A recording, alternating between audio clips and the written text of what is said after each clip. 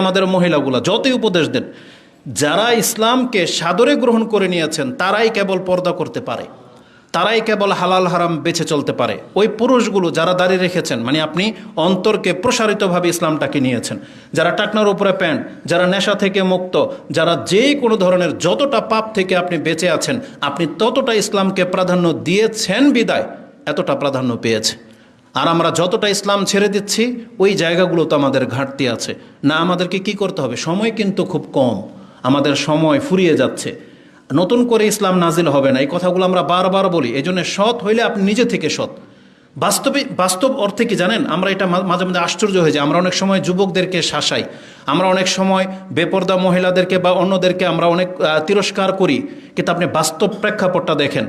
বর্তমানে এমন একটা যুবক যার কোনো গার্জিয়ান নাই, সে চাইলেই জেনা করতে পারে, উন্মুক্ত, নেটের মধ্যে চাইলেই যার তার সাথে সম্পর্ক সে করতে পারে, কিন্তু জেনা থেকে মুক্ত আছে।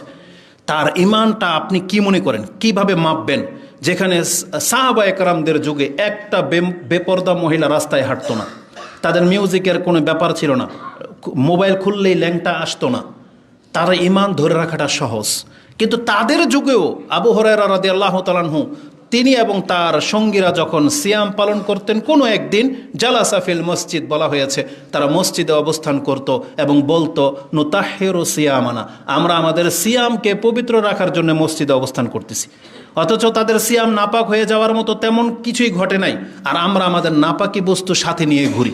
মোবাইল খুললেই আমার মর্যাদা হারিয়ে যেতে পারে, কারণ যখন তখন একটা মেয়ের ছবি একবারে এমন পর্যায়ে যেটাকে ইসলামে ফাহেসা বেহায়া বলা হয়েছে, সেই অবস্থায় আসবে, আপনি আমি রোধ করতে পারবো না। তাহলে আমরা এই অবস্থায় থেকেও যেই সমস্ত যুবকরা এই নোংরামি থেকে বেঁচে আছে, যারা চাইলেই সিগারেট খেতে পারে বেঁচে আছে, আপনি তার মর্যাদাটাকে কিভাবে মাপবো আমি বুঝি না। তবে আল্লাহর কাছে এটা আশা করি, হয়তো রাসূল সাল্লাল্লাহু আলাইহি ওয়াসাল্লাম যে হাদিসে বলেছেন যে পরবর্তীতে ফিতনার যুগে যারা আমার সুন্নাহর উপরে থাকবে তারা তোমাদের 50 জন শহীদের সমান নেকি পাবে। আল্লাহ যেন আমাদেরকে তাদের অন্তর্ভুক্ত করে দেন, এবং যারা ইসলামের উপরে টিকে আছে সেই সমস্ত পুরুষ এবং নারীদেরকে যেন আল্লাহ রহম করে, আমিন ইয়া রাব্বাল আলামিন। তা আল্লাহ সুবহানাহু ওয়া তাআলা আমাদেরকে বলেছেন অন্তরটাকে আগে ঠিক করতে।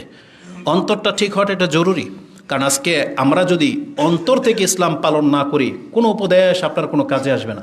আর যেই দিন থেকে আপনি অন্তর থেকে মেনে নেবেন যে আমি আমার রবের কথা মানব, আমি আমার রাসূলুল্লাহ সাল্লাল্লাহু আলাইহি সাল্লামের দিক নির্দেশনা মোতাবিক চলবো, আপনার অন্তরকে বাধ্য করতে হবে, আপনাকে বাধ্য করতে হবে। এটা না হইলে কোনো বক্তব্য কোনো কাজে আসবে না।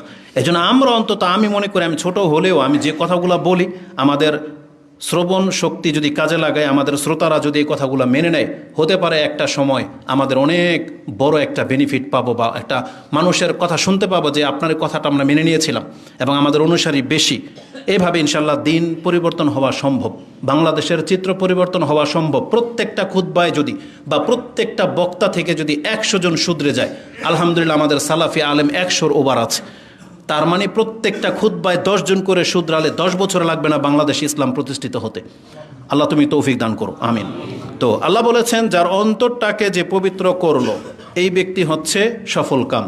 এই অন্তর আপনাকে শিরিক কুফরি নেফাকে থেকে মুক্ত করতে হবে। আর যেমনটা বললাম, যতদূর সম্ভব আমাদের লোভ কমাতে হবে, আমাদের শাহওয়াত, এই যেগুলো শাহওয়াতের, যে আমি অনেক টাকা হয়েছে ঘুরতে চলে যাই, অনেক টাকা হয়েছে 2-3টা বিয়ে করি, ভোগ করে আবার ছেড়ে দিই, যেগুলো এরকম করতেছেন অনেকেই করে।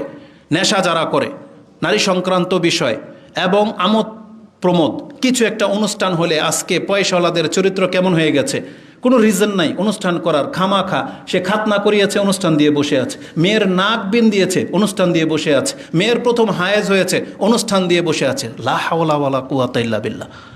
মুসলিমদের চরিত্র এমন কেন হয়ে যাচ্ছে? আর অনুষ্ঠানে একটা ধরন থাকতে হয়। আপনি পয়সাওয়ালা হয়েছেন বিদায় আপনি ব্যান্ড পার্টি, ওই আপনার সাউন্ড সিস্টেম এবং রং তামসা, লাইটিং সব কিছু আপনি করবেন।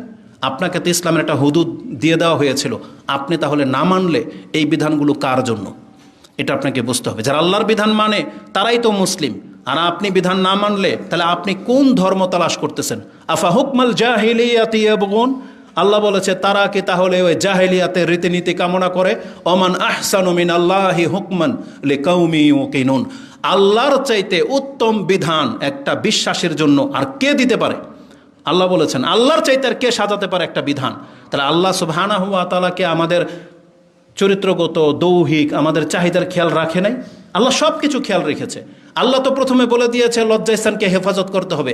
আল্লাহ দেখলো এটা আমার বান্দার জন্য কঠিন হয়ে যাবে, তখন বলো যাও তোমার স্ত্রীর জন্য জায়েজ করে দিলাম। তা আল্লাহ তো দিয়েছে তো জায়েজ পথ, এটা যার তার সাথে না। আপনি পশুর সাথে কেন করতে চান? যে যাকে হারাম করা হয়েছে তার সাথে কেন করতে চান? জায়েজ পথ তো আল্লাহ রেখেছে।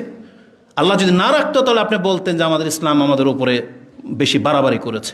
কিন্তু আল্লাহ তো, আপনি খান না ওঢেল খান, আপনি লাহাম্মাদ গুদ খান, যদি আপনার টাকা থাকে হালাল খান, তাহলে হারামভাবে কেন, হারামগুলো কেন? তো কথা হচ্ছে যে আপনাকে ইসলাম পালন করতে গেলে আপনার অন্তরটাকে একটু প্রসারিত লাগবে, যে আমি ইসলাম পালন করব, এটা আপনার এখান থেকে নিতে হবে যে আমি মানব। এটা না হইলেও হবে না। তা আল্লাহ আমাদেরকে তৌফিক দান করুন।